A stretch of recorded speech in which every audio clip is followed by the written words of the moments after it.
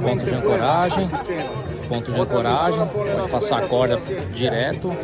Aqui é para ajustar a angulação. Não é ponto de ancoragem. Mais ponto de ancoragem aqui na parte de cima.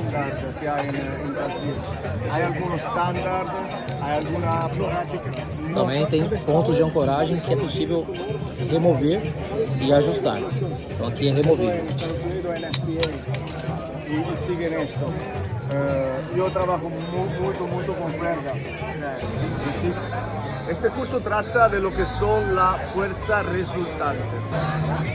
Aqui tem o número, aqui tem a letra. En el manual. Boa. Puxa lá para ver. Configuração com letra, número, a segunda quanto. Olha o barulhinho. Olha o Ingrid. Conectado aqui no tripé, monopé, bipé, terra da.